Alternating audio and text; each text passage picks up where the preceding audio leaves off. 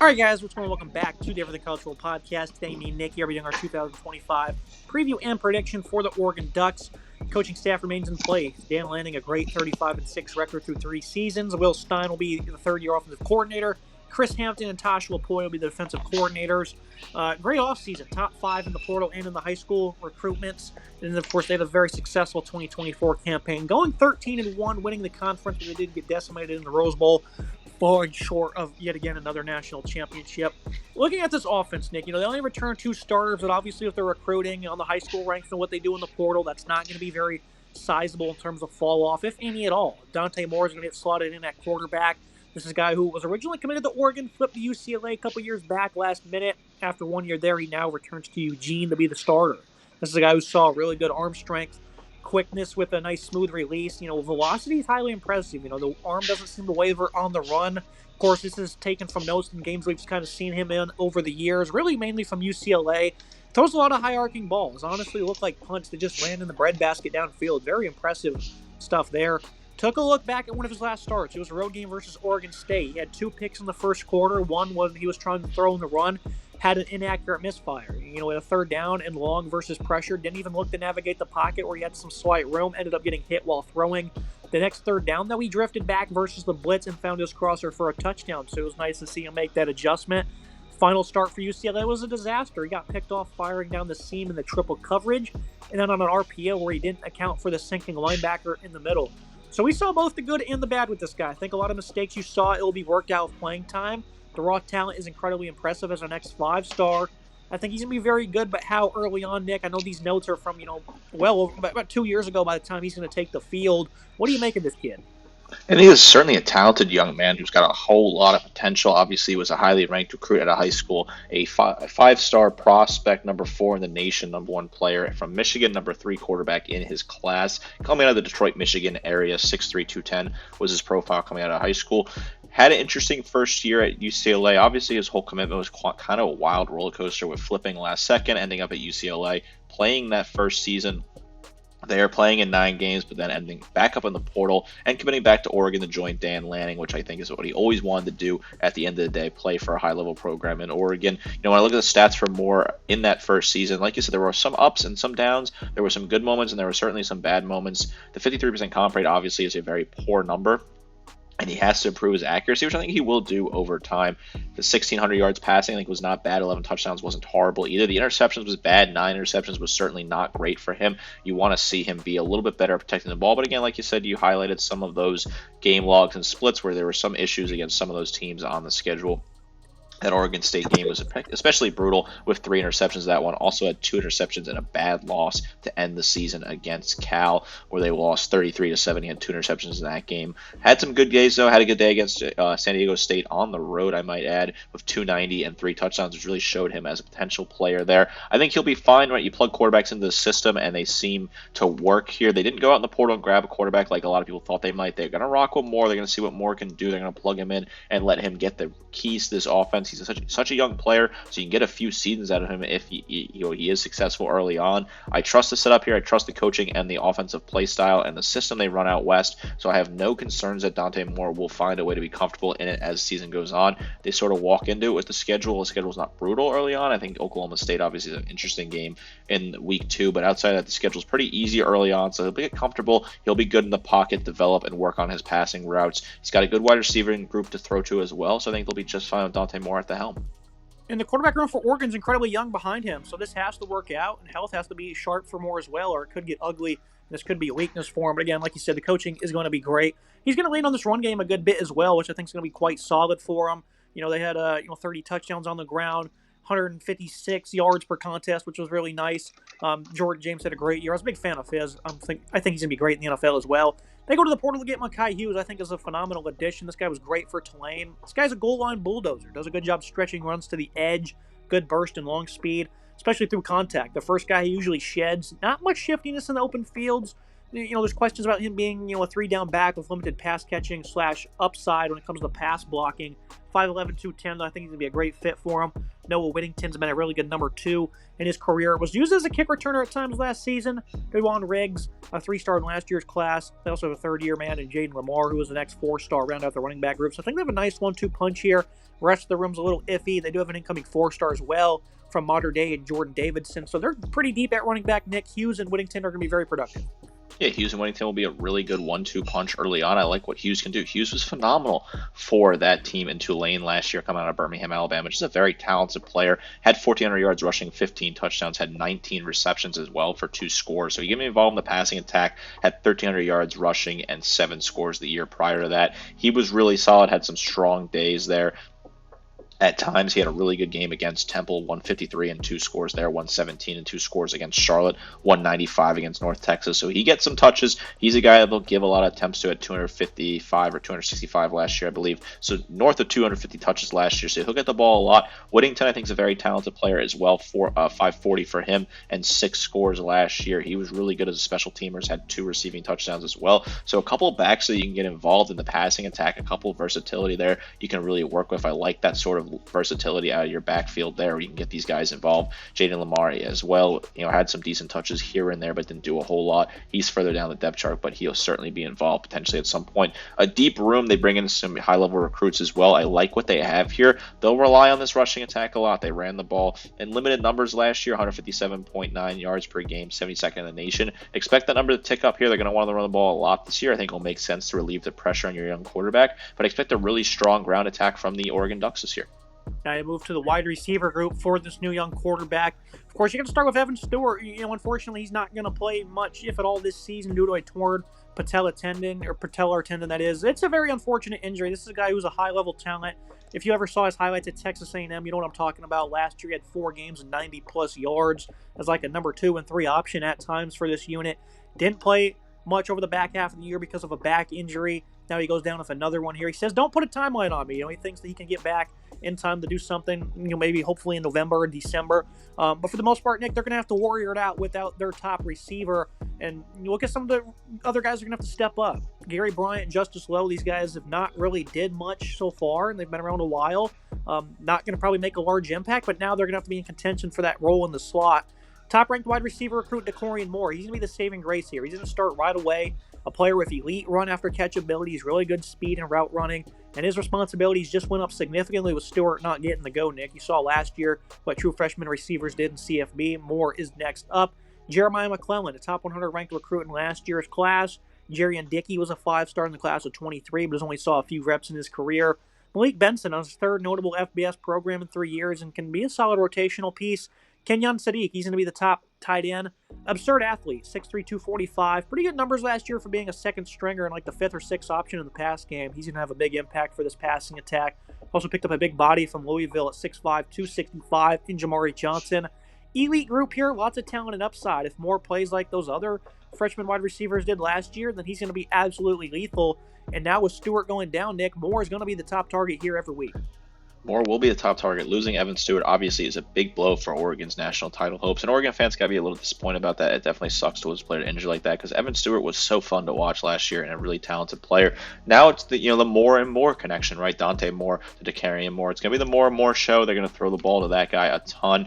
He was really good at Duncanville High School. A 5-star, obviously a key level player, 5'11", 180 roughly. He'll be a really big target for this team. I think he'll be really solid at that wide receiver Z position. Malik Benson's an interesting ad. He's been around a couple different key programs in college football, but still, has to bounce around a little bit. Not sure how reliable he is. Kenyon Sadiq at tight end, he's such a physical specimen. 300 yards receiving for him, 12.8 yards per grab, 2 scores. He'll be involved certainly. Justice Lowe, maybe he could break out a little bit here. He had 200 yards receiving and 1 score, but limited yards per catch at 9.7. So I want to see what his sort of involvement is potentially. Gary Bryant will be involved. He didn't do a whole lot last year. Kyler Casper as well. We'll certainly get some reps. Jeremiah McClain will be involved. A young unit, right? This is a unit that's got some nice depth, but it's certainly a deep unit, but it's got a lot of younger guys that are inexperienced and have had a big opportunity to step up. They'll spread the wealth here. They'll throw to a lot of different guys here. They'll get a lot of opportunities to really break these guys in and see what they can do. Definitely losing your top guy in June is certainly a big disappointing thing to see. Hopefully he can find a way to be back by playoffs if that all goes well, although certainly not counting on that. We'll see how his recovery goes. A deep room nonetheless that should still find some success for the young quarterback. Now you move to the offensive line, headlined by some nice portal additions. Isaiah World, he was the top guy in this cycle. Mixed reviews on him, though. He's really reworked his technique, showcases poor balance, and can get knocked down by lesser physical players, can at times set too quickly and fails to gain depth. He has good communication. He's good at diagnosing pressure packages for the most part. Does well when it comes to gaining leverage. Can turn defenders inside in the run game. Spent the last 3 years as a starter for Nevada. The past 2 coming at left tackle. He was a right tackle in 2022 where he allowed 11 sacks. So he's shown great progression. He's certainly coachable. Needs to add more strength, though. Big-time player in terms of his upside. Emmanuel Pregnon, 2-year starter at USC, leaves via a nice tampering ploy from the Ducks. He didn't allow a sack in his time there at 6'5", 320. Did solid in the run game as well. Center sees the only returning starter, Lapani Lalaulu. He was a phenomenal player as expected, and we talked about him last year. We figured it'd be a seamless transition. Right guard will have a compelling battle, though. Dave Louie, he's a fourth-year player of good strength and a veteran in Matthew Bedford, who should be given a medical hardship after only 2 snaps last fall. Providing to be a valuable right guard in his time of Indiana. Alex Harkey was our elite right tackle for Texas State this past season. He was great in run blocking, allowed only 3 sacks, all of which came in the month of November, 6'6", 305. So a pretty good group here. Big fall off at the tackle spots compared to what they had last year of 2 draft picks, Nick, at those 2 tackle spots. What do you make of this offensive line? A bit of a mix and match in terms of returning guys and some nice portal additions. Definitely a mix and match unit, but I still like what this unit can do. I think Isaiah World's a really talented player from Nevada, was a key ranked player in the portal for a reason. He was really good for them last year, 6'8", 310 roughly. He's a guy that you can do a lot with. I think he's a really talented tackle that will be really solid for this offense. He'll plug in, adjust very quickly early on to the pace of play. I think he'll be just fine. Obviously, Emmanuel Pregnon, a bit of a hard feelings from some people in this on this program who are big USC fans. I think Oregon got a great ad with him. Maybe there was some funny business there. I won't get into that. 6'5", 320. He was really good for USC last year. A great left guard who I think will be really solid. Plug him in there. I think the center in Lalau is a really talented player. That's a good veteran guy to get back. A good leader for your program. Right guard is certainly a position that I'm questioning, but I think Matthew Bedford could potentially be involved in getting that, or Dave Elanu, who I think was really solid as well. Alex Harkey is an interesting ad as well. Harkey at right tackle. He was okay at Texas State, previously at Colorado, but he's a bit of a gamble there. They're certainly rolling the dice with Harkey. Curious to see how he looks at right tackle. That's a position I'm going to keep an eye on throughout the season. This is not a offensive line that certainly wows you off the page because you don't really know exactly who's going to be plugging in where. They might rotate some of these guys, move them around, but I think you added a good piece in World. You added Pregnon, who's a really good piece as well. Harkey could develop into something. So I think they did some good work in the portal. I'm not super worried about this O-line. I think they'll come around as the season gets underway. Now you look at the verdict for Oregon. The Ducks offense undergoes a significant change with 4 new starters up front, the new lead back, most importantly, a young 5-star that will finally get a chance to show his skills. I think this group will be good, especially with Stein, offensive coordinator, and the pass-catching group he has to work with. Not expecting them to exactly produce at the rate they did last season. They even expect some rougher outings versus tougher defenses. We've been watching Oregon for years, Nick, and they've did a lot. They've done really well with a lot worse. So I think this group's going to be just fine. Maybe some growing pains when they go on the road. But this is not going to be a pushover unit, even close. I think A- is very respectable for all the new guys they have coming in. Yeah, I think A- is a respectable unit. The O-line certainly has some clarifying that needs to be done throughout the season. Obviously, losing your top wide receiver in the offseason due to injury is certainly brutal, but I think the wide receiver room is deep with a lot of guys, even if they are lacking that experience. The running back room, I think, is phenomenal. I think it'll be a really strong unit come the end of the season. I think Whittington's a great back, and Hughes was so good at Tulane. Dante Moore, I think he can develop and turn into a really good player in college football when this is all said and done. Had a weird path to get here, but I still trust him to develop and turn into a great player. Sure, they only returned 2 starters, but I think what they have coming out of the portal here, what they have in terms of depth, will be really solid for this team. Now we move to the defensive side of the ball. This was a very sound unit for the Ducks last year for their 13-win season. They only returned 3 starters here, and of course the entire secondary is gone. They were kind of in that situation last year, though, when it kind of worked out for them.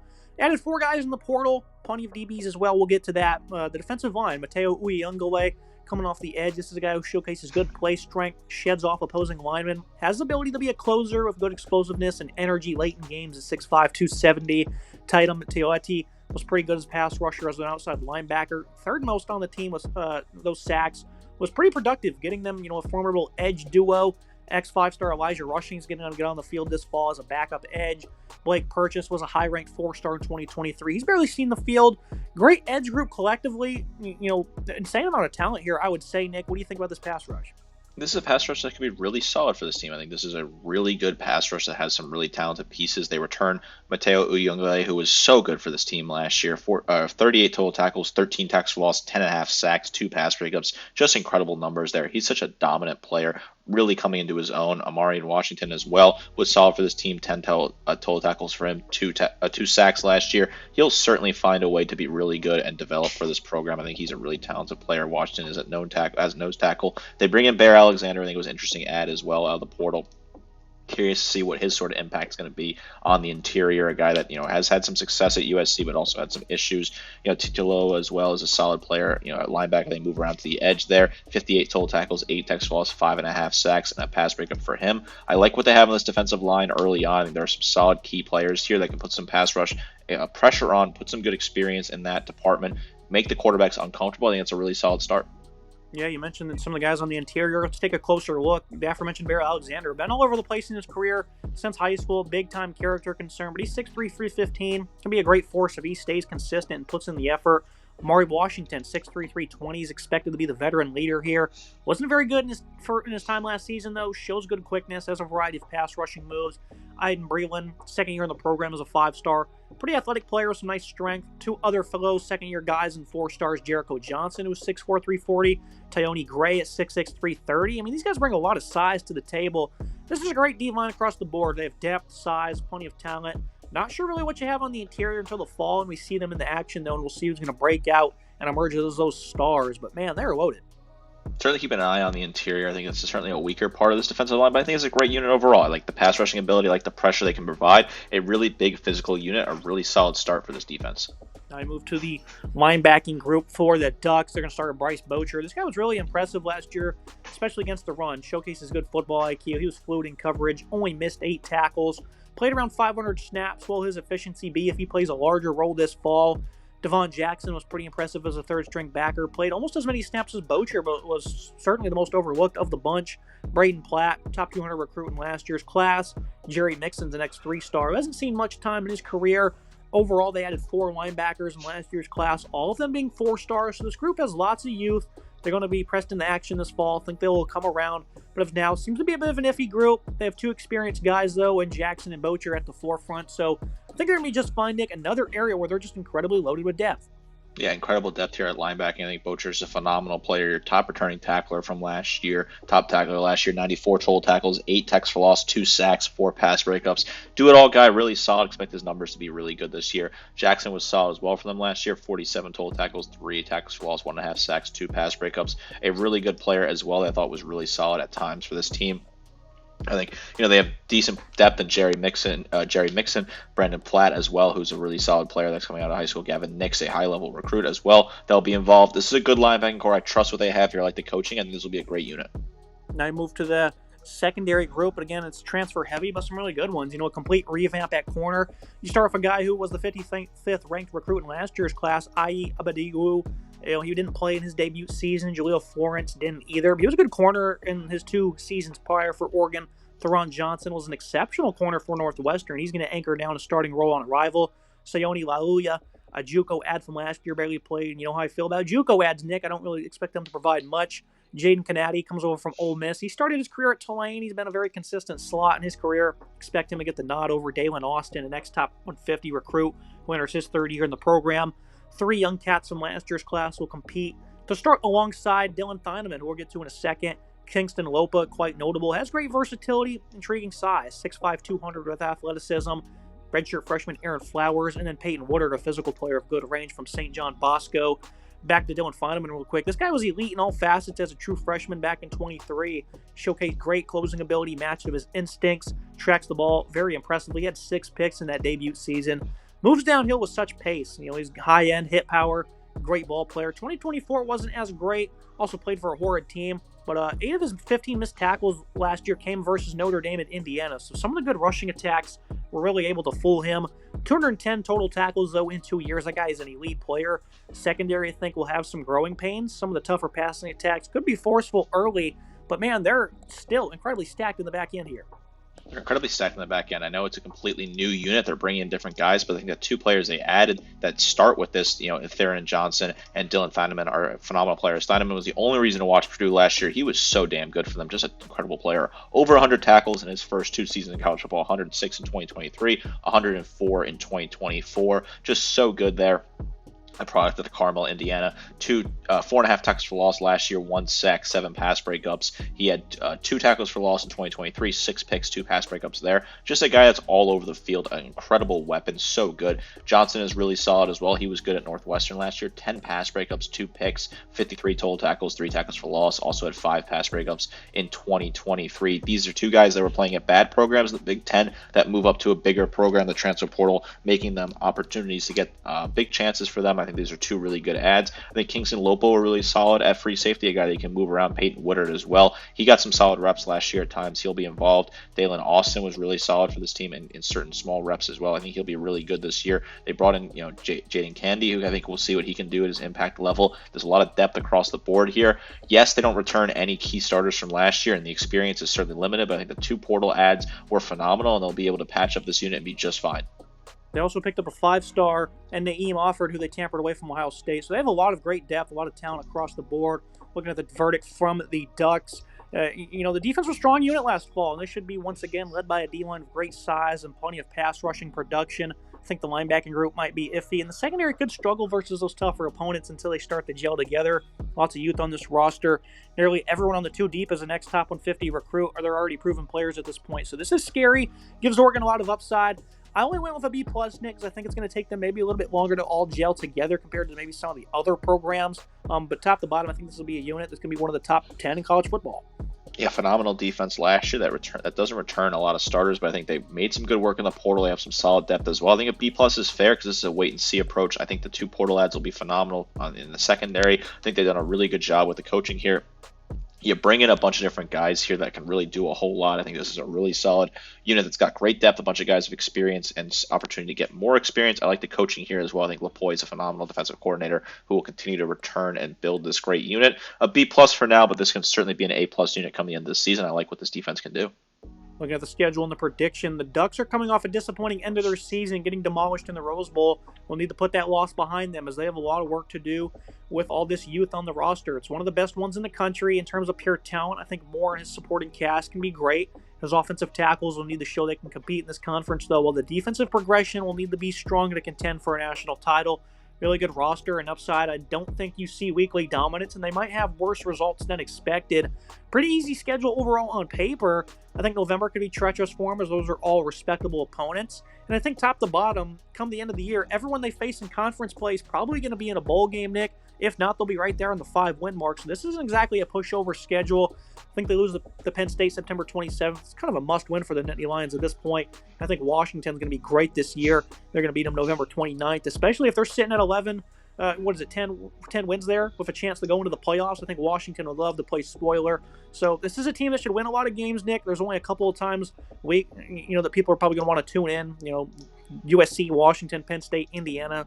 Not many people are going to want to watch this team this year, so they're going to be really good. I don't know if national title's in picture for them this year, though. I don't know if national title's in the picture either. I think this is a team that's got some solid upside, certainly, and the schedule is not ridiculously difficult, but it is a little sneaky difficult. I have them at 10-2, losing the same games that Dalton does as well.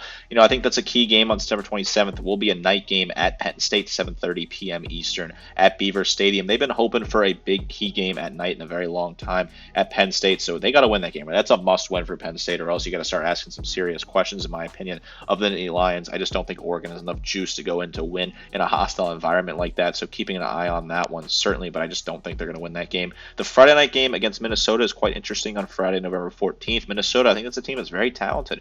Could they find a way to come out west and maybe give them a scare on a Friday night late prime time? Maybe so. Keep an eye on that game. Certainly, out of conference schedule is interesting, playing Oregon State and Oregon State and Oklahoma State, two state schools there. That's very interesting there. Obviously, a rivalry with Oregon State and Oklahoma State, a team that's very intriguing this year in the Big 12. I think they win both those games comfortably. Tough to play in Seattle. The Huskies have a great fan base. That stadium is very tough to play. We've seen Oregon struggle there in recent years. A game that a lot of people probably want us to talk about that you didn't really talk about, so I'll touch on it now, is the Indiana game on October 11th. Can Indiana win that game? I think it's certainly possible. Will they win that game? No, I don't think so. I think Indiana just doesn't have enough juice to travel on the road and get a key win in a hostile environment like that, especially coming off a bye week on October 4th and probably a loss the week before that on September 27th against Penn State. That's a must-win for Oregon. They got to win that game. They got to really put up a good performance against Indiana, a team that I think will still be very respectable come the end of the season. The trip to Rutgers the week after that on the road. Always tough to head to the East Coast for these West Coast teams. A tough swing, certainly. Playing back-to-back, traveling to the East Coast like that. Maybe keep an eye on that game, but I think they will win that game ultimately.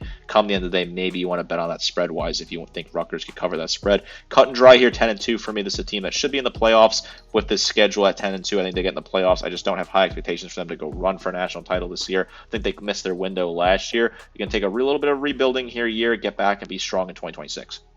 I put them in the playoffs as well, even at 10-2. So I think they'll have an opportunity to contend, and I think they'll be fun to watch because, again, they have as much talent as anybody in the country. So this will be a good team. A lot of high expectations, of course, for the Ducks, and a pretty respectable schedule at the end of the day. It's going to be it for today's episode. Make sure you guys like, comment, subscribe. See you next time.